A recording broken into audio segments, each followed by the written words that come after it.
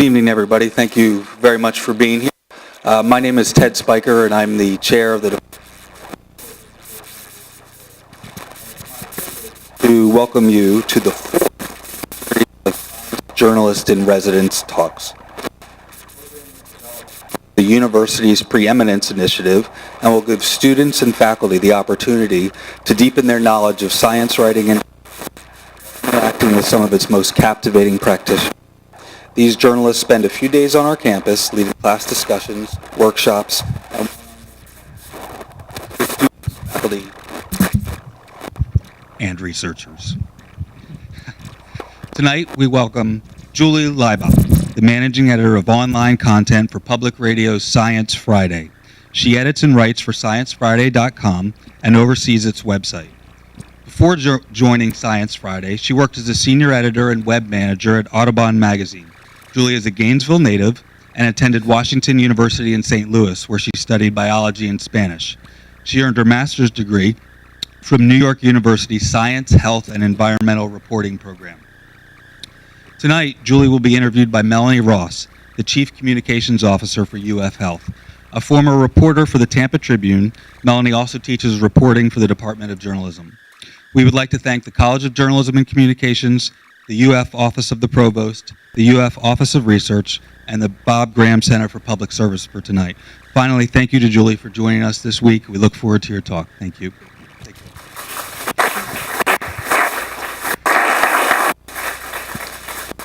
Well, welcome, Julie. And I should probably say welcome home since you grew up in Gainesville. I'm curious, how has sense of place influenced your interest in and relationship to science and to science journalism?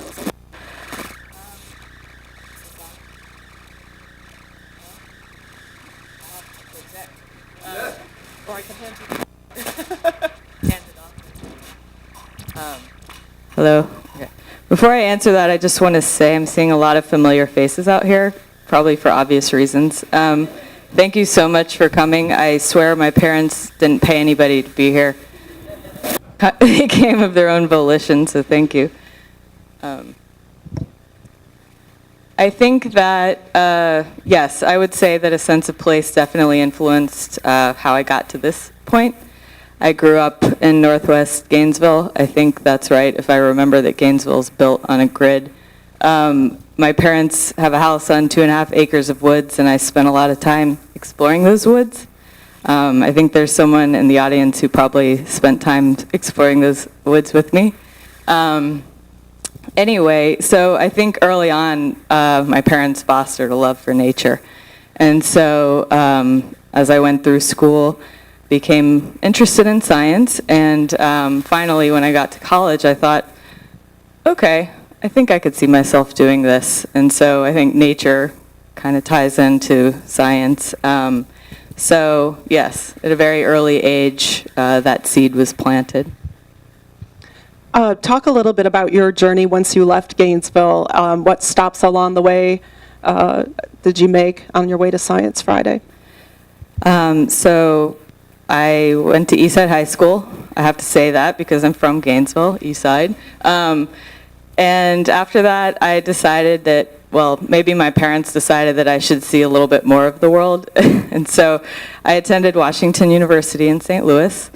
It was a great liberal arts school, I think. I had a great experience there.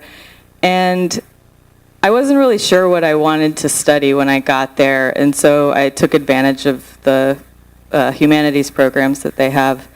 And one of the classes I took was human evolution. And the professor was renowned for giving a fantastic final lectures. He was so good that students would come who weren't even in his class, which says something, right? So I remember his last lecture. I don't remember the specifics, but the take-home message was, if my generation didn't do something to take care of the planet, in 50 years it would be beyond remedy.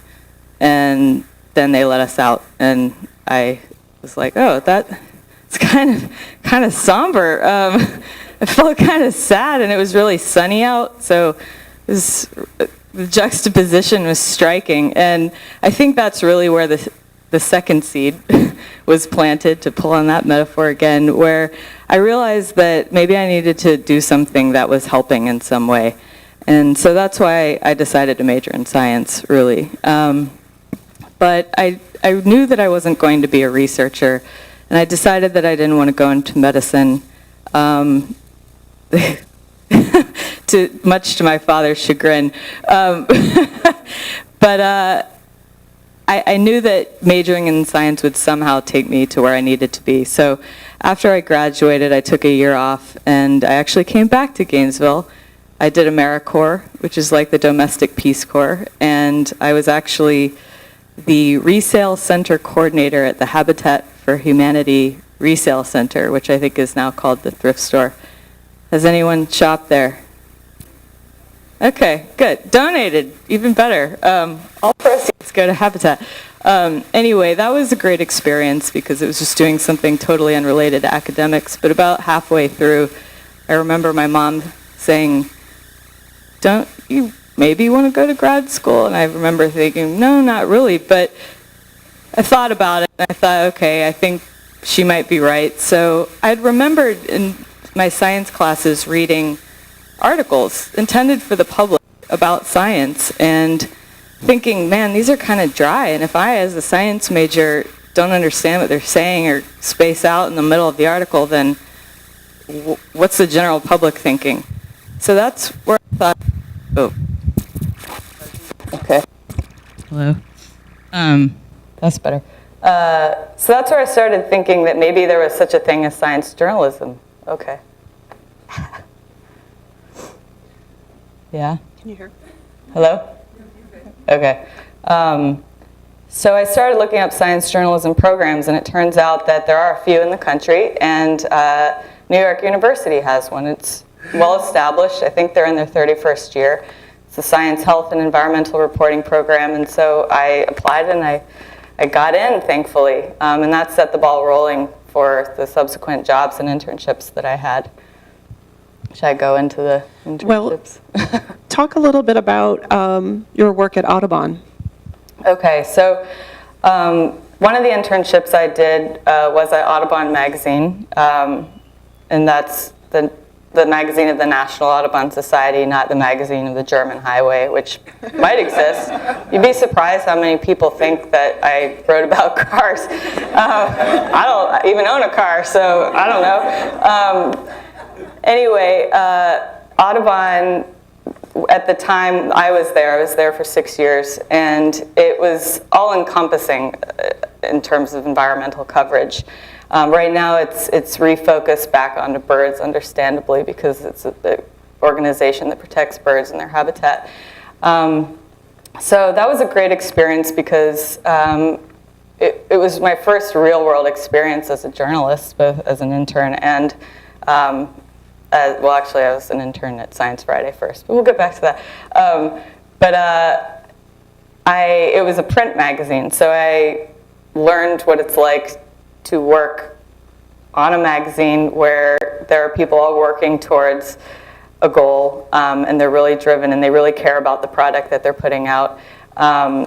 That's where I was introduced to the concept of fact-checking, which seems to be, I know, it's a pretty mundane thing, but it's actually really important, and it seems to be a lost art, I think, as we hurtle into this web-based world. So at Audubon, I did a number of things, but I actually wrote a lot, and that really helped me hone my skills for a narrative type of writing. You know, you mentioned the importance of fact-checking, and I think we talked about self-editing. Mm-hmm. You also talked a little bit about the role that experts can play in helping to improve a piece. Can you talk a little bit about how that came into play at Audubon and what value it added to the process? Yeah, that's right. Actually, it was interesting. So we had a person who was primarily dedicated to fact-checking, but I would do it. I did it as an intern. I did it later in my career there. But we also, at the magazine, and they probably still do, had a gentleman named Ken Kaufman. If there are any birders in the room, we've got one. I'm sure there are more. Gainesville's a great place for birding. Ken is a devout birder. I mean, he's a consummate naturalist.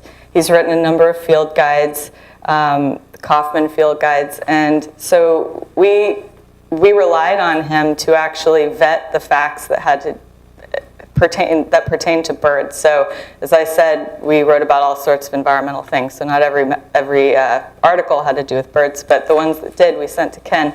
And he was a master of constructive criticism, and he would catch the most granular details. I mean, and I'm sorry, I'm not, despite my 6 years there, I'm not really a birder. I'm sorry. It's probably blasphemous, but he could tell you things like, well, if the wind is blowing in that direction, then the hawk wouldn't be riding the thermal in that direction. And you'd say, oh my gosh, how does this guy know this? But he was really instrumental in making sure that we would get that information right, because if we didn't, our audience would let us know. I mean, they were harsh critics as well, so it was really important to serve the public in that way. You may not be a birder, but do you have a favorite bird? I actually do. It's really for a superficial reason.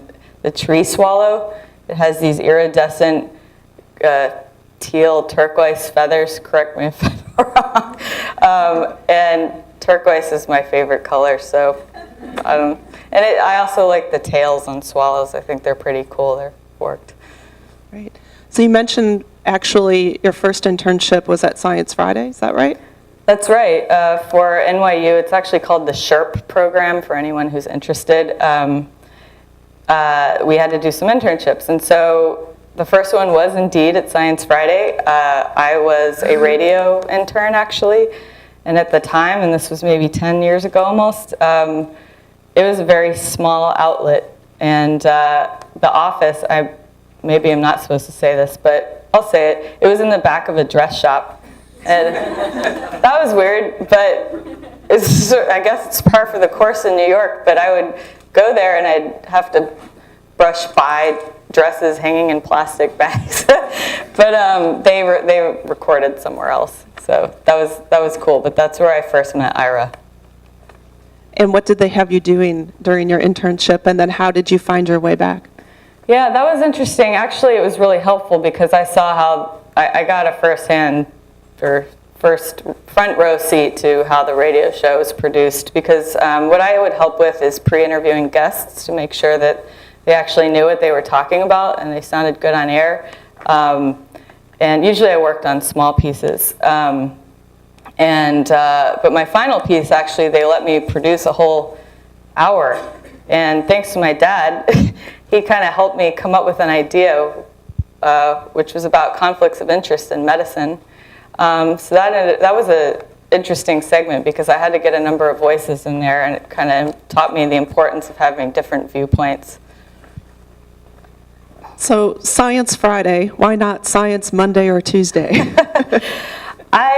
That's a good question. I might have to go back to Ira and then get it from the horse's mouth, but I think if I had to take a guess, it's that Friday is kind of a nice day. It's at the end of the week. Everyone's happy. And maybe they're excited already, so doing more about science, yay, yeah. I mean, Science Monday, do you really want to learn on Monday?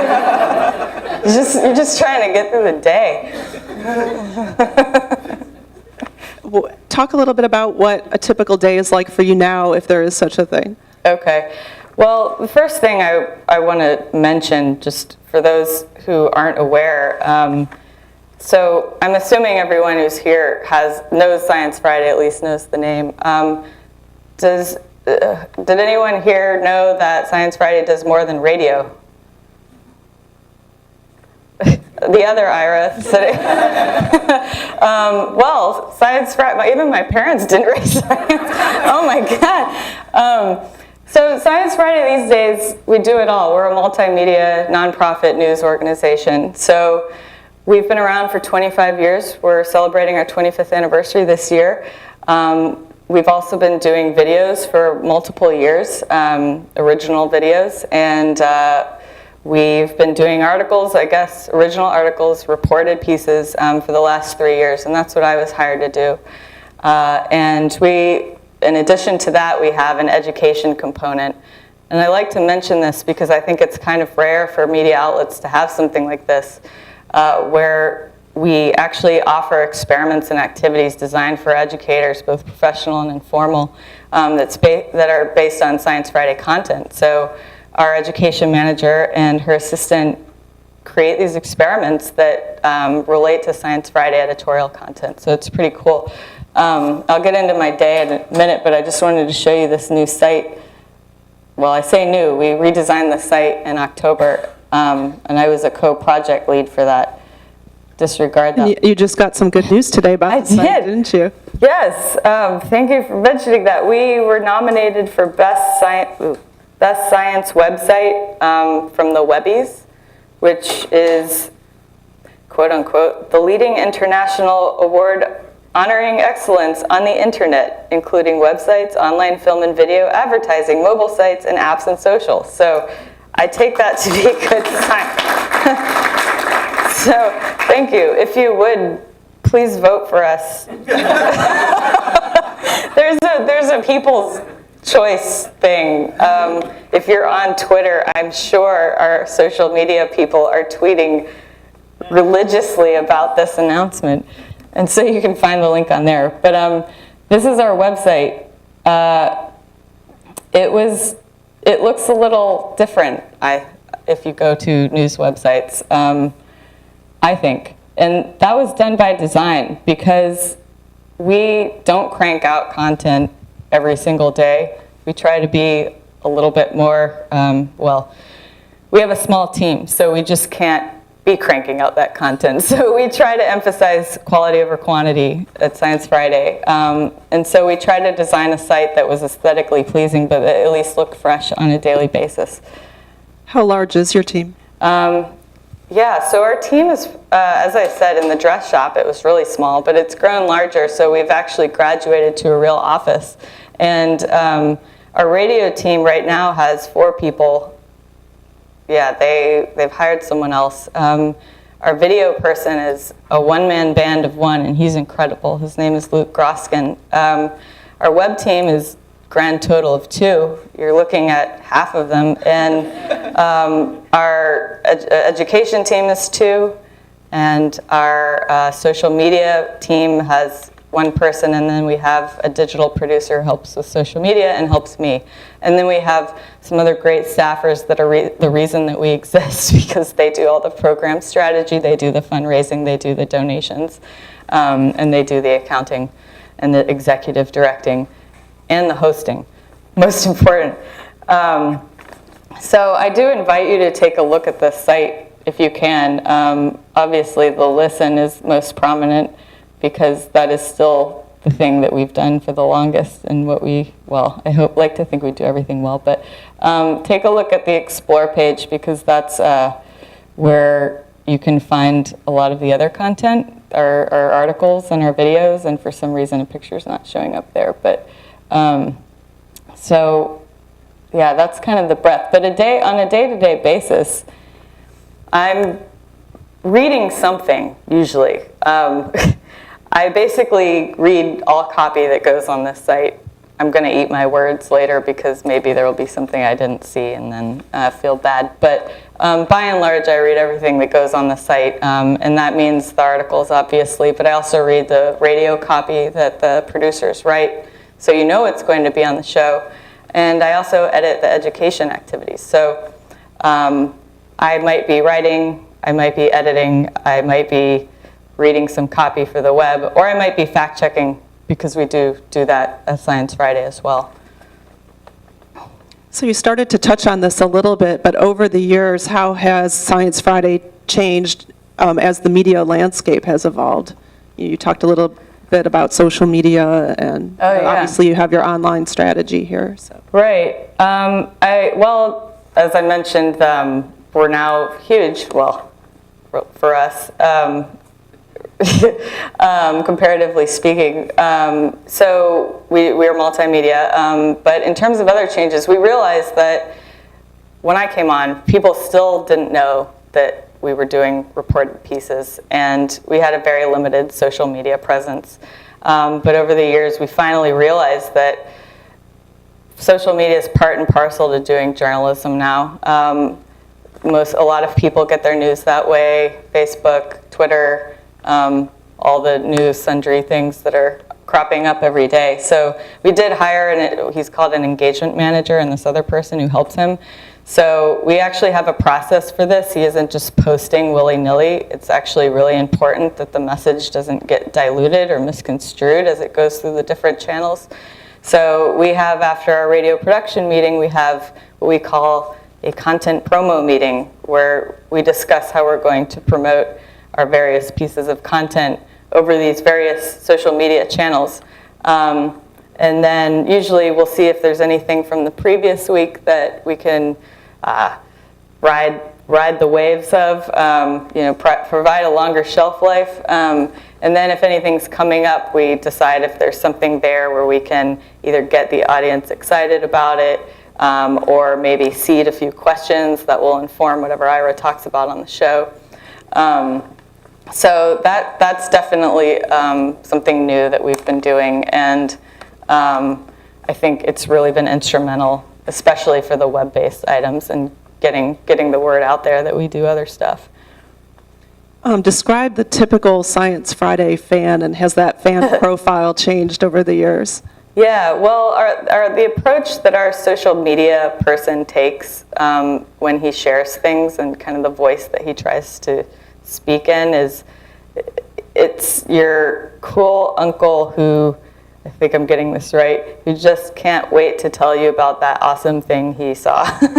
So I think that's sort of the voice that he's trying to take. So he's not talking down, he's not condescending, but he's also not he's not snarky, and he's not so corny.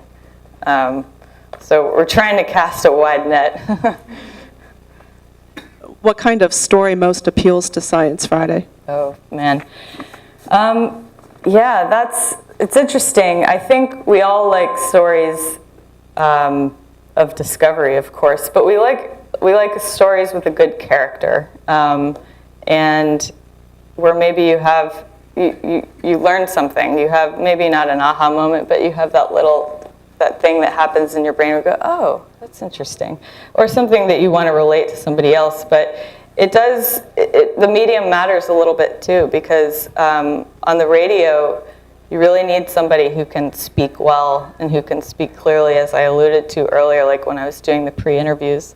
Someone who conveys their message in one shot, because when you're listening to the radio, you only have one shot to understand what they're saying. So we like charismatic guests. That doesn't mean that we're not going to have someone on who's not just like Bill Nye all the time on the radio. But I think in general, we like scientists who have a story to tell, which sounds a little self-evident, but that's what it is. Because in the end, Science Friday, the radio show, is a conversation with scientists. Do you have a story that you wrote, edited, or curated that you are especially fond of, and why? I probably have a few. One that I liked, I did a few years ago. I guess it was a few years ago. It was about crossword puzzle constructors, and how computers are abetting their constructing. My grandfather used to do crossword puzzles all the time, and maybe that was one reason I had this idea. I remember we had a different web producer at the time, not the person I work with now, and I think she had this idea of maybe doing a Science Friday crossword that people could solve. So then I thought, oh, that's a good idea. So then I decided to write this piece, and it was really just, I had no idea. I know it sounds strange and a little niche, but I had no idea how these things were constructed. Basically, they take a computer and they can seed this computer program with words, and then it can fill in the rest of the words based on a database of words that these constructors have curated over time. But in the end, it actually really became a story about the importance of human ingenuity, because the computer can only do so much. You still have to have that human brain, adding a little bit of insight or an epiphany to a piece, because that's what crossword solvers really love, is that aha moment. I'm sure there are crossword puzzle solvers in the audience who can identify. So that was one piece that I was partial to, and I talked with a lot of constructors who are just really interesting people and very enthusiastic about it. Talk a little bit more about Science Friday's educational mission. Is that something that came along a little bit later after things were launched? What drove the program to go in that direction? Science Friday had an education arm early on called Talking Science. Some people might remember it, and then we kind of phased it out, and then we brought it back, but just as Science Friday Educate. So the idea is to really give educators the resources to teach science better in the classrooms. And I apologize if there are teachers out there and my phrasing might not be appropriate, because I had some great teachers, so I don't want to imply that things need to be better, but it's really to provide resources for them that have been troubleshot and might also have a little bit more content surrounding them. So when Ariel approaches, and she's our education manager, when she approaches an activity, she's usually inspired, like I said, by Science Friday content. So a teacher can show a YouTube video that we did in class to drive home a message, and then they can do this experiment in the class. So it's like this neat little package. One example I like to give, just because I think it shows how her brain works, we did this, what we call a spotlight, which are these, hold on one second. One of our initiatives is to do more collaborative projects. So each department takes a story that somehow relates, and we combine them into these things called spotlights. So we did this one on dark matter. And I'm a biology major, so take it from whom it comes, but I think dark matter is a really esoteric subject. I chose to assign a piece to somebody else so they could write about it, so I wouldn't have to. But it's actually really interesting. So if you're into it, I highly recommend you watch this video that Luke did. But so these guys in South Dakota are searching for dark matter. They have a detector that's filled with liquid xenon in this down a mile down below the ground in an abandoned gold mine. And it's down so low, or it's down so far, and because it's insulated from cosmic radiation, which can create noise when they're trying to detect this dark matter in this liquid xenon. That's about as well as I can describe it, so you could go and watch it. But so Ariel, as an education activity, what are you going to do? Does anyone have any ideas of what you might do that relates to dark matter? Bueller? No. Okay, so Ariel, rather than focusing on dark matter, decided to focus on radiation. So she created a cloud chamber experiment where you can actually visualize ionizing radiation. Kelly's nodding her head. It's my friend Kelly. She's an educator. I tried it in class. It didn't work? Darn. So I showed the video. Thank you for trying. Well, you can send us feedback. Email and let us know, because we tried it in Science Friday. We shut off the kitchen. People were probably mad, but you could go in and watch these little streaks representing the ionizing radiation, and you can read this to see why you can actually visualize it, but it has to do with electrons getting knocked off and of atoms, and Kelly could probably explain it better than I. But no, I did reread this, so I have some idea what she was doing, and I did edit it. But I just thought that that was a really interesting way of kind of coming in the back door to this issue. So she's talking about ionizing radiation, but at the end of the piece she says, and by the way, people looking for dark matter, to them this is really important and they need to get rid of it. And so this is why you're doing this experiment, and this is how it relates to the real world. So I think that's a good example of some of the education stuff that we're doing. how does your audience break down relative to the percentage of live listeners versus those who come to the website for resources like this? So our radio listeners are, just to give you an idea, we have 1.5 million live radio listeners. We have about 300,000 people who listen on the podcast, and then about 10,000 who come to the web to listen. Unfortunately, I don't have the breakdown for the people who are going specifically for education resources, but I can tell you on the website, over a month, we get probably about, give or take, 600,000 unique page views, which is pretty good. In the education activities, we'll get maybe a few thousand or in the thousand range of page views, but actually the Cloud Chamber activity was extremely popular. People were really into that. Have you ever considered doing a special Science Friday the 13th? You know, and you mentioned this, I did look up to see if we'd done something on that, and no one could remember, so I don't know if we actually did. I think that would be interesting because I think superstition actually it's an interesting mindset, and I know I have family members who can sometimes be superstitious. I won't say any names, but if you've ever played sports, then you know superstition.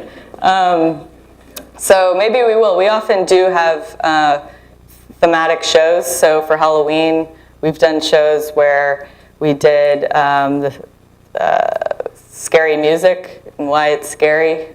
We did something about like a haunted house. This woman who actually uses a haunted house as like an experimental setup. That sounds questionable, but it was legit. So we've also done, just to offer you a few more examples, we've done like Thanksgiving food science, cooking a turkey the right way. We have a series that we sometimes do called Food Failures, where we try to get into the science of cooking. We've done some stuff on eggs. So on occasion, we'll do something that's timed to a certain holiday. How would you describe your media diet, not just for science, but for other things you gravitate to? Yeah, I guess I really like stories about people. I like profiles. I think people are endlessly fascinating. I guess that's one thing New York is good for. You can't avoid them. So I really do like to read profiles, but I also like people doing weird things. It sounds vague. I have an example. A few years ago, the New York Times Magazine ran this piece about the mermaids at Weeki Wachee Springs. Did anyone catch that piece? Oh my gosh. Is it Weeki Wachee or Weeki Wachee? I think it's Weeki Wachee. Yeah. Wachee. I heard Wachee. WW Springs. And it was just such an interesting piece because these women, I think there are some mermen as well, really love doing this, and it was just a fascinating window into a lifestyle that very few people know. So I recommend the piece. I think it was from 2013. I think it's called The Last Mermaid Show. So you're from Florida, so I recommend that you read that piece. Also, did you know that the mermaids are, well, according to this piece, they're on the state park budget, like their makeup and stuff, which I thought was interesting. But also, I just sort of take this moment to mention these two other pieces that I just really love. They've stuck with me for a few years. They are profiles of writers.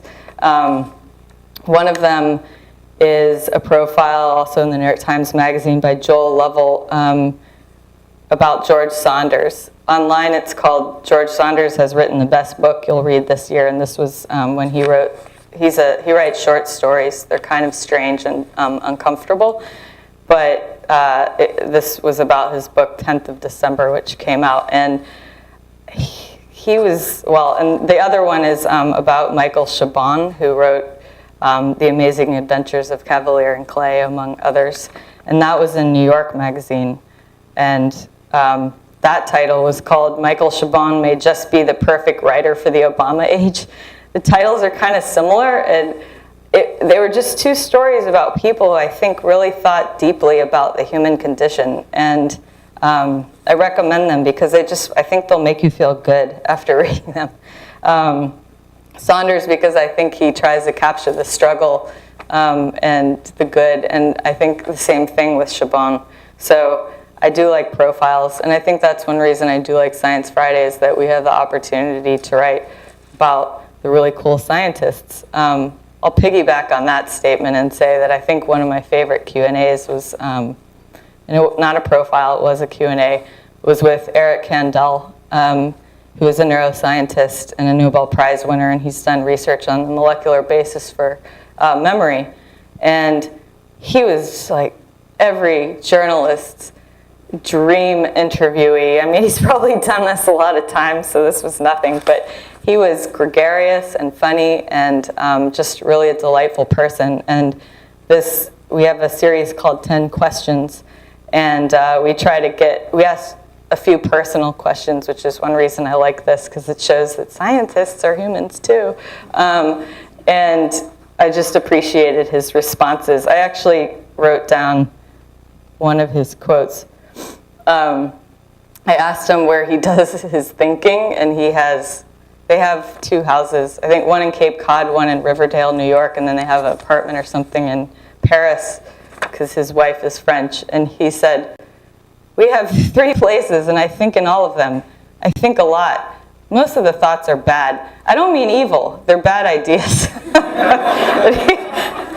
I like that, because to any budding scientist or any human, you realize, oh man, a lot of these thoughts they're just not going to work out. But every once in a while, you hit upon something that's the lightning rod idea. What about scientists or experts in the field who are increasingly seeking out opportunities to tell their own story in their own voice in their own way? Yeah, it does seem like there are more, maybe not just scientists, but also people trying to do, well, I'll divide that up. Okay, so yeah, there seem to be more scientists who are taking the initiative. Well, my impression is that there are who are taking the initiative to share science without even going through a journalist. So there's a site called The Conversation, which is kind of interesting. They're scientists talking about, I think, other people's research, but they might also talk about their own. But I read one the other day that was by an entomologist talking about somebody else's work on an insect, a mantis.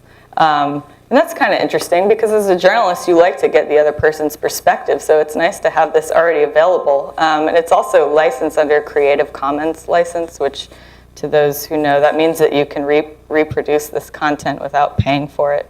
The license they have, I think, means is non-derivative, meaning you can't change the content, which is understandable. But then there are YouTube shows where scientists are taking the initiative as well to teach the public about science. We had one of these guys on air.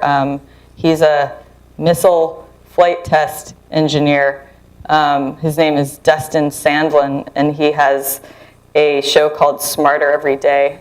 And he just does experiments that you might have wondered about or never wondered about. One you might have wondered about is why cats land on their feet.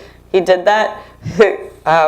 He did another one about a bike that when you turn right, the wheel goes left. What happens? And it's actually really hard to ride. It took him 8 months to retrain his brain to ride this bike. It's kind of hilarious. I think it relates to neuroplasticity. The problem there is, because he had his 5-year-old son do it, and his son could get it much faster in maybe 2 weeks. I did wish he'd maybe talk to somebody, and I think that's one of the problems that we might run into with anybody taking the teaching of science into their own hands, is that, I don't really know where he got his information from, like where he was deducing this. So I kind of wish he'd maybe talk to somebody else on camera. But still, I think that these YouTube things, everyone's on YouTube, so the more of these, arguably, the better, as long as they're done well and people watch, hopefully, with a critical eye. There are a few others that might be of interest. The Brain Scoop, which is the host, her name is Emily Grassley, and she's not a scientist, but she has perhaps the coolest title ever. She works at the Field Museum, and she is their chief curiosity correspondent. So, I mean, with a title like that, you can't go wrong. So she interviews the scientists who work at the Field Museum. She's kind of nerdy, but charismatic. So we had her on the show, and we did a Q&A with her. And there were a few others that she mentioned that she liked, which is Minute Physics, with a guy who does cartoons. He has a master's in theoretical physics, and it's okay to be smart. I think she had that on there. And this guy, his name is Joe Hansen, and he has his PhD in biology. So it's a little handful of these scientists who are leading the charge and being ombudsman. As you make decisions about the content that you're going to focus on or the scientists you'll invite on this show, what role does peer review and conflict of interest and things like that play in your decisions? Yeah, I think everyone on staff is pretty aware. We look for studies that have been peer reviewed, and definitely we look for conflicts of interest. Hopefully they're stated on those journal articles. I know we have discussions about it, like we did a piece that is a perennial favorite about MSG. It's what we call an evergreen piece, which means it's probably going to be relevant all the time. It's called, Is MSG Bad for Your Health? So you can see why this might be popular, because anyone going into Google saying, is MSG bad for my health, is going to see Science Friday's article. So, but my coworker wrote that, and we did have someone who was an advisor for the International Glutamate Committee.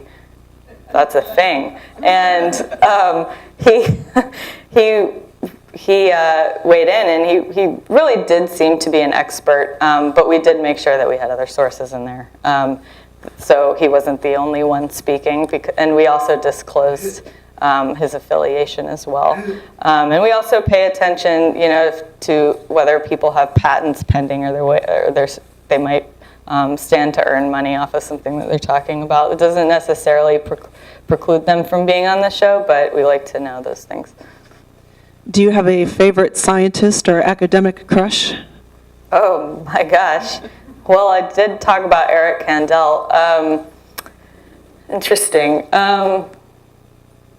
I've talked to a number of scientists. I can't tell you how many times I've gotten off the phone and said, wow, that guy was so interesting, or that woman was so cool. They were so nice. I'm always surprised, I don't know why, that people want to talk to me.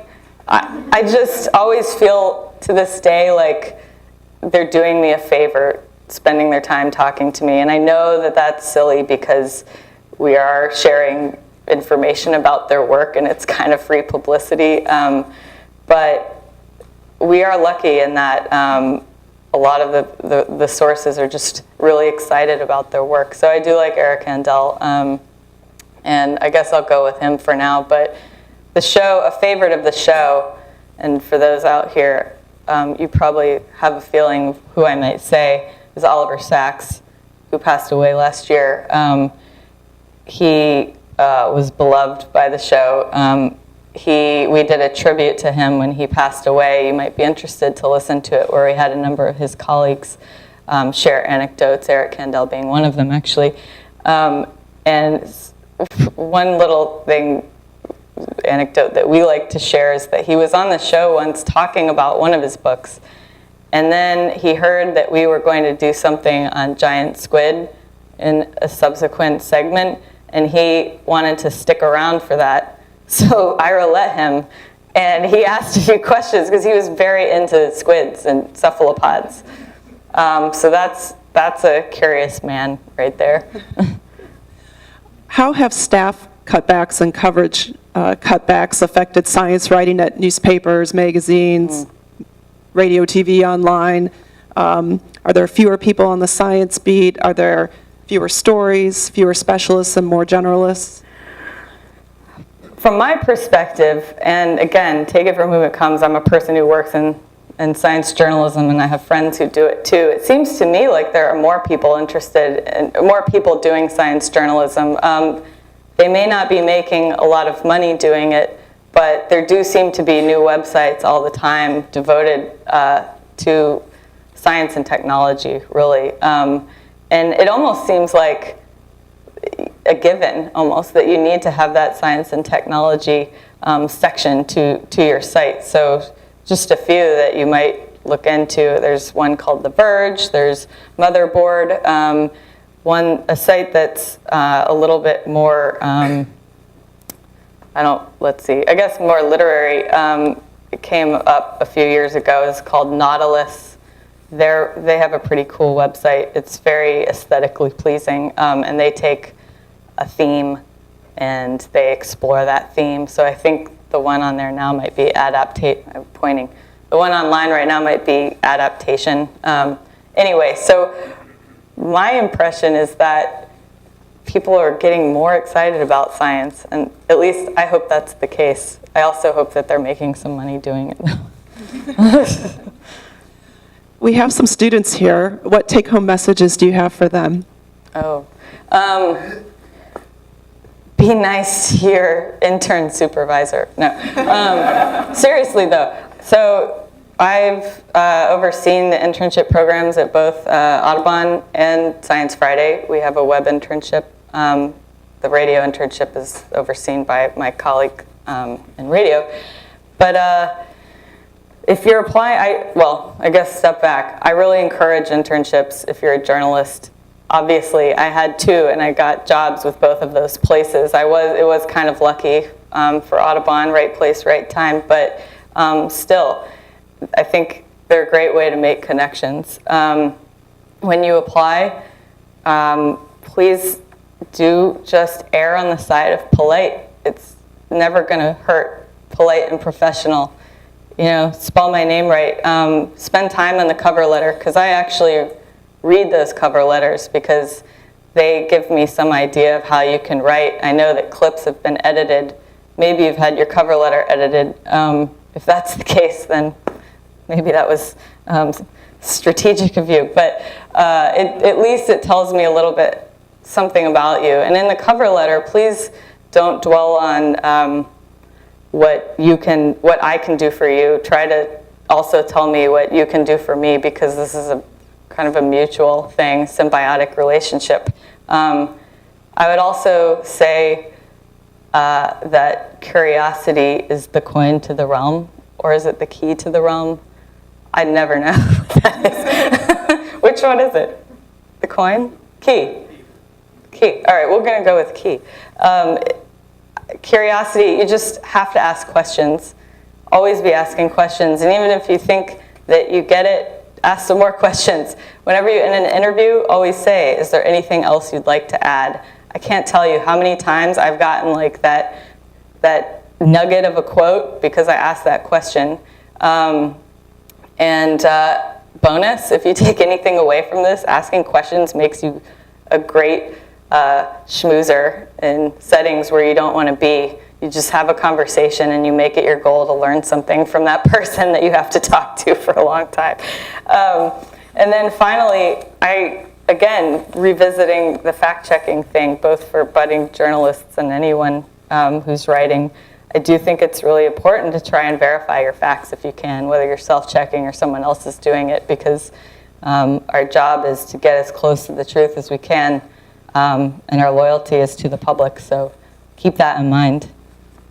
You've also talked about the importance of being an active reader and a little bit about the difference, too, between writing and editing.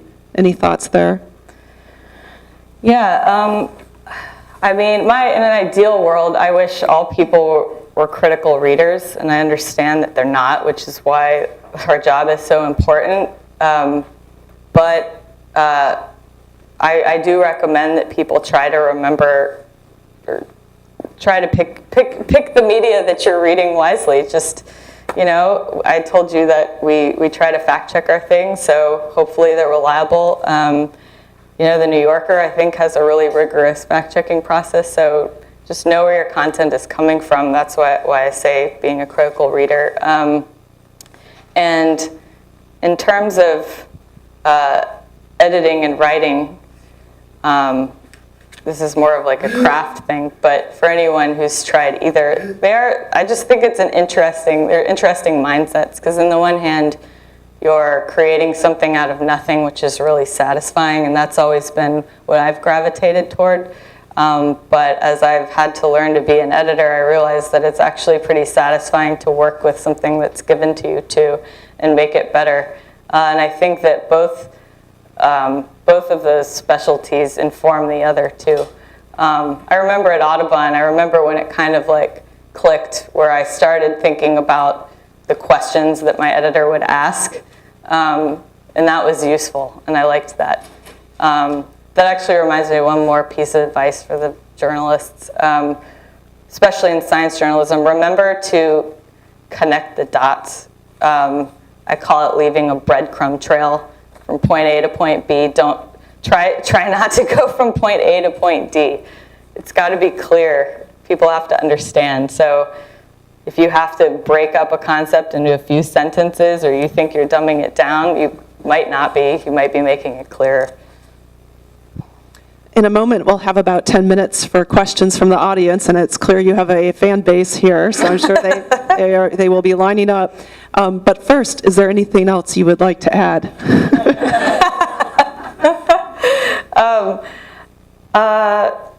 No, I think I'm just very grateful to UF for having me here.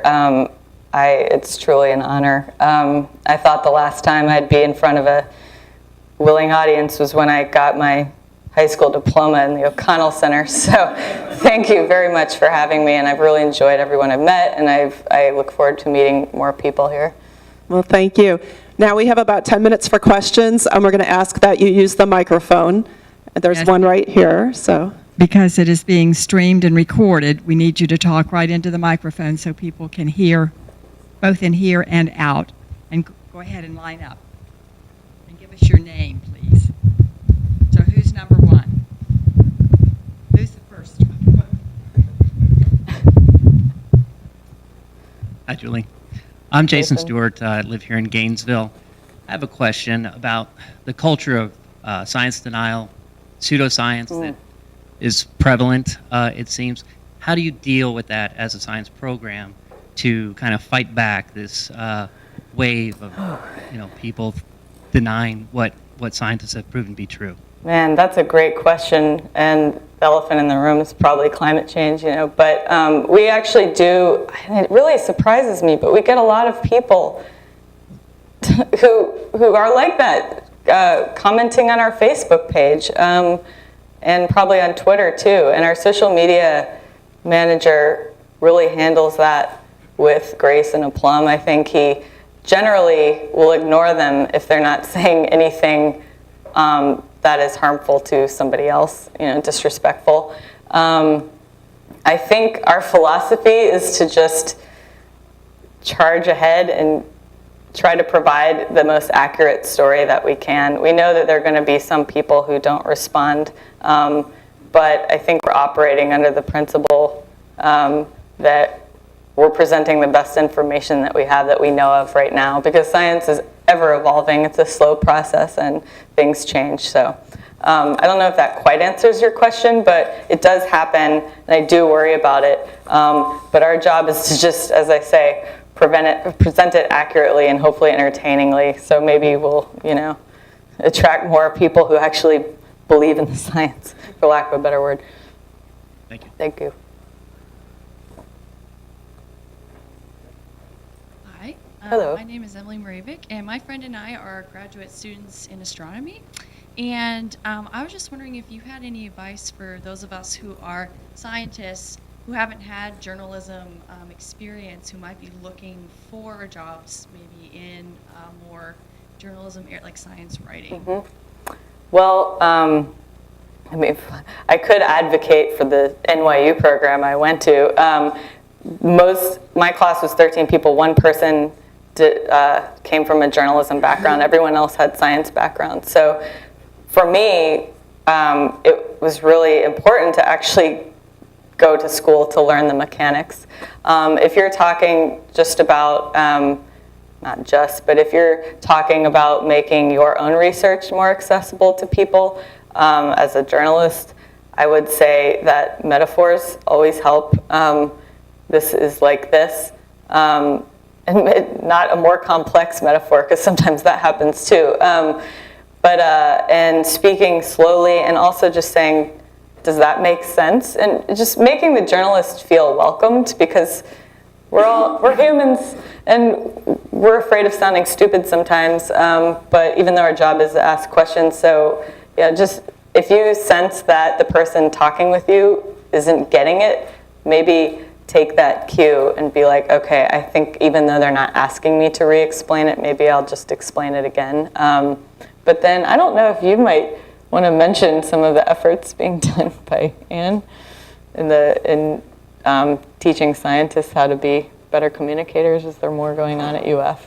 I don't know. I think there's a lot going on across campus, both with the college, also at UF Health where I work, in finding ways to train scientists on how to communicate to Joe and Mabel out there using plain English, and ensuring that they're not going to faceplant into their Cheerios in the morning. And there are a variety of approaches to that. We have formal media training sessions with faculty. We talk about storytelling quite a bit across campus in various venues, and share best practices for how to communicate complex topics more simply. There are a variety of pathways too. Many of our scientists also have an interest in journalism or in writing for a lay audience or in writing in some fashion, and so they may have toiled at the bench for a number of years and now have an interest in making some kind of transition. So there are a variety of educational programs and opportunities through the university and through professional organizations nationally that offer opportunities to learn how to do that more effectively.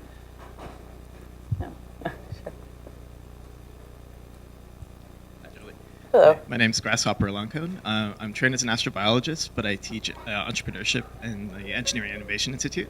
And I found myself in Tanzania one year starting a nonprofit, and we kind of took the Science Friday theme, and we were teaching English to urban woodcarvers, and they found out English to German woodcarvers? Urban woodcarvers. Urban woodcarvers. So, right in. There we go. We were teaching English to urban woodcarvers, and they found out as scientists, and they want to know more about science. It became Science Friday, so we're teaching English through astrobiology, and that became and then they loved it so much it became Science Monday, Tuesday, Wednesday, Thursday, Friday, like we were talking about. Long story short, that turned into another platform called SaganNet.org, where we do K through 12 STEM education by pairing creating mentoring relationships with students, teachers, classrooms, and families with NASA scientists and early career scientists virtually around the world. Whoa. And there we're trying to figure out how to best engage K through 12 students. Especially, we saw this data fact that if you don't get young girls, especially, into higher math by 4th grade, that you lose them and you won't get them into higher engineering or science courses. So you as a journalist and as a science communicator, any tips, anything you've learned along the road on how to get, how much of your audience is K through 12, and any best practices to reach those kids early on? Oh, man, I might have to punt a little bit of that to our education team, and I can get your contact information afterwards. I don't have a whole lot of information on the demographics of, in terms of the K through 12 audience. I think Ariel probably has that.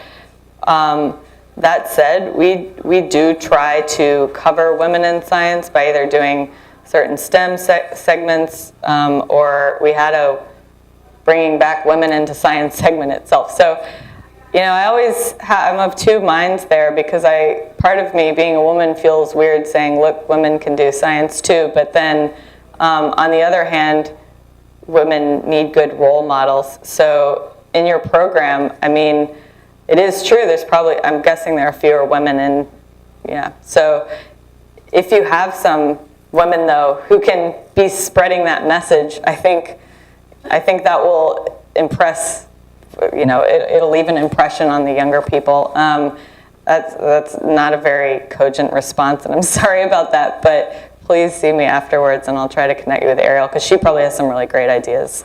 And your program sounds really interesting, and I want to hear more about it, too. And this will be our last question. Hi, I'm Bob Holt. I'm a Hello. professor in biology here. And this is more of a comment than a question, but science is such a huge enterprise. The body of knowledge is so large and diverse and multifarious that professional scientists have a hard time keeping up. One crucial role that science journalism plays is the continuing education of professional scientists. And I would like to thank you and your staff and the other science journalists out there who help us keep abreast of things outside our own immediate specialties. Thank you very much. That was very gratifying to hear.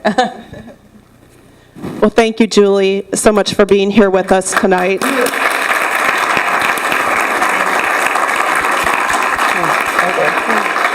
Thank you. We hope to see you back in Gainesville again real soon. Thank you. Yes. See you at Publix.